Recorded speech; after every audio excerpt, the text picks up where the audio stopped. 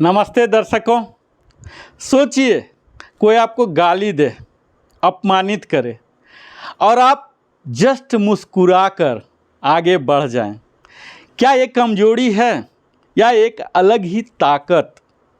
जब सब चिल्ला रहे हों और आप चुपचाप ठहर कर सुन रहे हों, जब सब रो रहे हों और आप किसी का हाथ थाम कर कह रहे हों मैं हूं ना, तो समझ लीजिए आप में वो ताकत है जिसका नाम है भावनात्मक बुद्धिमत्ता, इमोशनल इंटेलिजेंस।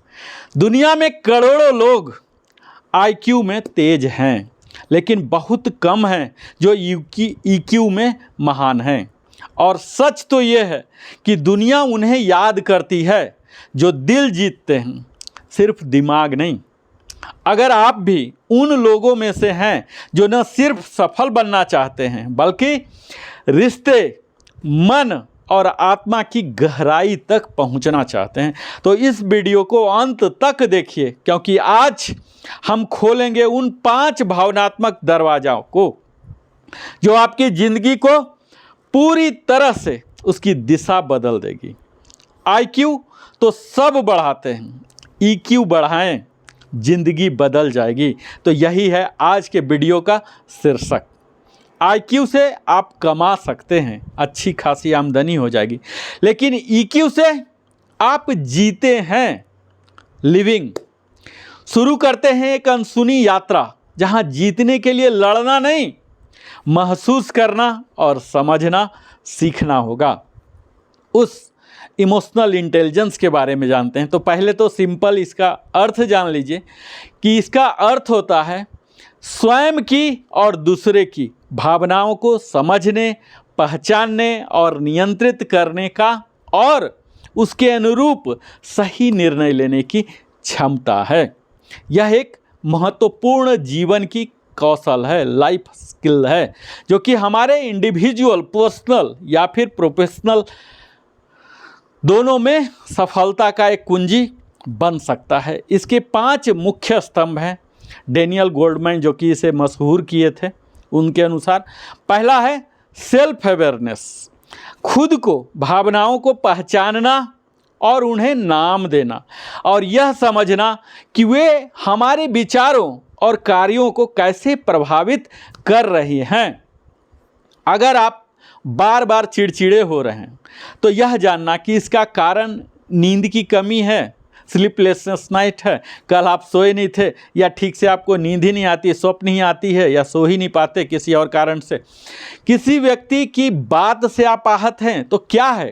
तो यहाँ जो टिप्स है वो यही है कि रोज़ खुद से पूछें मैं कैसा महसूस कर रहा हूँ और क्यों। एक इमोशनल जर्नल बना लें। और माइंडफुलनेस तो बड़ा ही कारगर है, रामबाण की तरह काम करता है। आप ध्यान प्राणायाम करें जिससे आप अपने भीतर की आवाज़ सुन सकते हैं। दूसरा स्तंभ है सेल्फ रेगुलेशन, यानी कि जो हम में गुस्सा आता है, निराशा आ जाती है, डिप्रेशन आ जाते हैं, फ्रस्ट्रेशन आ जाते हैं, मेंटल एगोनी आ जाते हैं, भय हो जाता है, जैसे कई नकारात्मक भाव हैं, अहंकार हो जाते हैं, लोभ हो जाते हैं, वासना हो जाते हैं, इन सबों को पहचानना है और उन पर नियंत्रण रखना और प्रतिक्रिया देने की बजाय उनके प्रतिक्रिया को सोच समझकर व्यक्त करना। जैसे किसी मीटिंग में आलोचना मिल गया तो गुस्से में जवाब दे दिया तुरंत के तुरंत, तो पता लगा कि काम खराब हो गया आपका। तो इसमें शांत रहकर समझदारी से उत्तर आपको देना है। प्रतिक्रिया देने से पहले गहरी सांस लें और 5 सेकेंड रूल उसको फॉलो करें। पाउज एंड थिंक नीति अपनाएं। जब आपको लगे कि बुरा लग रहा है आपको, तो थोड़ा सा रुक जाएं, थोड़ा सा सोचें।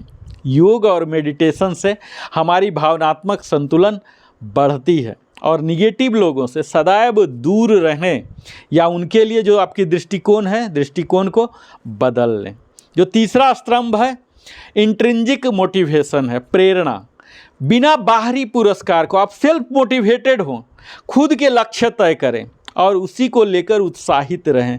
खुद को लगातार बेहतर बनाने की चेतना स्तर को उत्थान करने के लिए आप स्वयं काम करते रहें, खुद रिवार्ड देते रहें। आपको किसी और के मोहताज होने की ज़रूरत नहीं है। आप अपने कैरियर में प्रमोशन के लिए नहीं, बल्कि खुद को बेहतर बनाने के लिए मेहनत कर रहे हैं, उसमें आनंद ले रहे हैं। तो यहाँ टिप्स यही है कि आप स्मार्ट गोल तय करें। स्मार्ट का फुल फॉर्म आपको मालूम ही है कि S for specific, M for measurable, A for achievable, R for relevant और T फॉर स्मार्ट बाउंड। तो रोज़ खुद से पूछें, मैं ये क्यों कर रहा हूँ। आत्म प्रशंसा करें, आत्ममुग्धता नहीं, आत्म प्रशंसा करें। अपने छोटे से छोटे लक्ष्यों को, जो उपलब्धियां हैं, जो आपने बेहतर किया दिन भर में, उसे सेलिब्रेट करें। कुछ रील ही देख लिया 5 मिनट 2 मिनट के लिए, कोई ऐसा खाना खा लिया, कुछ भी ऐसा। आप अपने आप का, हर व्यक्ति का अलग अलग तरीका हो सकता है। तो जीवन के बड़े उद्देश्य को समझें। आपका जो जीवन होना चाहिए वो पर्पस ड्रिवन होना चाहिए। ऐसा नहीं कि जहाँ जा रहा है तो जाए जा रहा। ऐसा कोई ड्राइविंग होता है क्या कि जहाँ स्टीयरिंग जा रहा, आप स्टीयर नहीं करते हैं। तो आपको जीवन जो होना है वो उद्देश्य पूर्ण होना चाहिए, उसमें लक्ष्य होना चाहिए, पर्पस ड्रिवन लाइफ होना चाहिए। जो चौथा स्तंभ है सहानुभूति, एम्पैथी।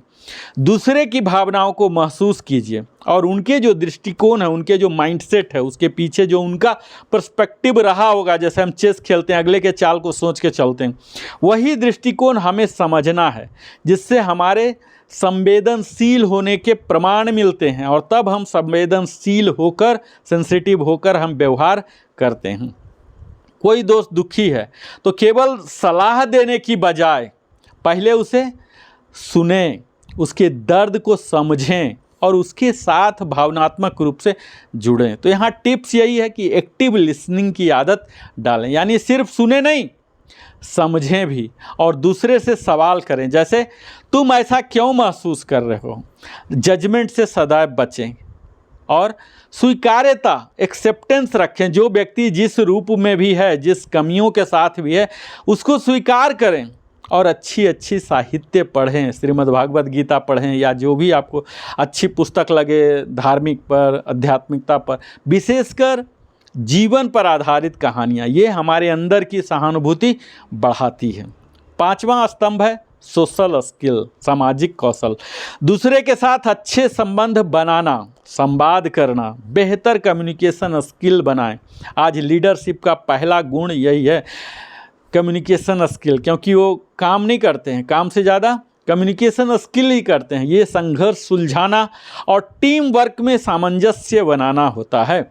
एक टीम लीडर को अपने टीम के सदस्यों की भावनाओं का ध्यान रखना होता है और उन्हें प्रेरित करना भी होता, मोटिवेट करना होता। तो अगर आप भी लीडर हैं या लीडर बनना चाहते हैं तो यह कार्य आपको पहले शुरू करना पड़ेगा। यहाँ टिप्स मैं यही दूंगा कि स्पष्ट और प्रभावी संचार, कम्युनिकेशन आप विकसित करें। अपने सहकर्मियों, जो सबॉर्डिनेट हैं या फैमिली मेम्बर्स हैं, इनके साथ फीडबैक कल्चर अपनाएं। समय पर थैंक यू या सॉरी या अप्रिशिएट यू कहना सीखें। इसमें कोई शर्म नहीं। आपका चेकबुक का एक लीफ नहीं है कि वो ख़त्म हो जा रहा है थैंक यू बोल देने से या कुछ सॉरी बोल देने से।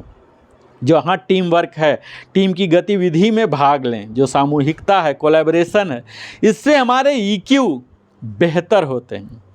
हमारे EQ के क्या फ़ायदे हैं ये जानते हैं मित्रों? इसमें सबसे पहला फ़ायदा तो ये होता है कि हमारे रिश्तों में मधुरता आ जाती है, तनाव कम हो जाता है, हम निर्णय बेहतर लेने लग जाते हैं और लीडरशिप स्किल जो है ये डेवलप होने लग जाती है। हमारी संतुलित और सकारात्मक जीना हमारे लिए आसान हो जाता है, उसके हुनर को हम जान जाते हैं। अब मैं आपको बताऊंगा कि वो कौन सी उपाय हैं, कौन से सुझाव हैं जिससे आप इमोशनल इंटेलिजेंस को कैसे बढ़ा सकते हैं। तो सबसे पहला तो यही बताऊंगा कि अपने मूड को पहचानें और उसका नाम दें। लेवल योर इमोशन, जैसे मुझे गुस्सा आ रहा है, मैं तनाव में हूँ आदि। ये निगेटिव थिंकिंग को चुनौती दें। अपने अंदर की आलोचना करने वाली जो आवाज़ है उससे सवाल करें, क्या ये सच है? फीडबैक लेने की आदत डालें। लोग फीडबैक देते हैं, आप फीडबैक लें और उस फीडबैक पर काम करें। एक हमारे स्पीकर मित्र हैं, पिछले 10 साल से वो प्रवक्ता ही हैं, हमेशा बोलते रहें कि कुछ फीडबैक दो ताकि हम भी सुधार करें। 10 साल से फीडबैक, तो कितना बड़ा उनमें अवगुण था कि 10 साल से फीडबैक ले रहे हैं और सुधार ही नहीं आ रहा। यानी कि सिर्फ फीडबैक ले नहीं, उस पर काम भी करें। सिर्फ फीडबैक दे नहीं, फीडबैक लें और उस पर विचार करें और उस पर काम करें और उसके अनुसार अपने व्यवहार पर वर्क करें। अगर कोई राय देता है तो उसकी राय लें, सुनें और खुले मन से उसे स्वीकार भी करें। दूसरे की सराहना करें और यह एम्पैथी और सोशल स्किल को भी बढ़ाता है। अगर कहीं ज़रूरत पड़ा तो माफ़ी मांगना या माफ़ करने से भी कुरेज नहीं होना चाहिए। यह आपको और हल्का बनाएगा, मानसिक रूप से हल्का हो जाएंगे, जो दिमाग भारी भारी हो जाता है। तो यह आपके भावनात्मक भार को हल्का करता है और शांति लाता है। अब ज़रा एक पल के लिए रुकिए और खुद से एक सवाल पूछिए कि क्या मैं अपने भावनाओं का मालिक हूँ या उसका गुलाम हूँ? क्या सिर्फ मैं दूसरे को दोष देता हूँ, सिर्फ उसमें कमियाँ ही ढूंढता हूँ, या खुद को भी समझने की कोशिश करते हैं? अगर आप दूसरे को ही कमी ढूंढते रह जाएंगे, उतना ही में अगर खुद कमी ढूंढें तो शायद आपको खुद पर सुधार करने का, बेहतर करने का भी समय मिल जाएगा। जबकि अगर दूसरे पर कमियां ही ढूंढ रहे हैं तो आपका पूरा जीवन का बहुमूल्य समय कमियां ढूंढने में चले जा रहा है दूसरे का, और जबकि आप कोई रेक्टिफिकेशन नहीं कर सकते हैं। खुद में कमियां ढूंढने का ये एडवांटेज होता कि आप उसे एक्टिवेट कर सकते हैं, आप रेक्टिफाई कर सकते हैं, वो आपके नियंत्रण में है। दूसरे को सुधारना आपके नियंत्रण में नहीं है। हमारे ग्रंथ में भी कहा गया है कि जिसने अपने मन को जीत लिया उसने पूरा ब्रह्मांड को जीत लिया। और यह जीत कोई तलवार से जीतने वाली नहीं है। आपको युद्ध में नहीं जाना है, शब्दों से नहीं जीतना है कि कुछ भी बोल दिया, अपशब्द बोल दिया। यह जीत होना है। यह युद्ध में जीत कैसे होगा? तो हमारी अपनी सोच से, जो हम समझते हैं, सोच से, हमारी भावना से, संवेदना से, हमारी पेशेंस से, कंपैशन से। तो अगर आज की ये बातें आपके दिल में कहीं उतर गई हो, बेहतर लगा हो, वैल्यू ट्रांसफ़र किया हो, तो एक संकल्प जरूर करते जाइए कि अगली बार जब भी आपको काम आए, क्रोध आए, अहंकार आए, गुस्सा आए, लोभ आए, मोह आए, तो आप ठहरेंगे।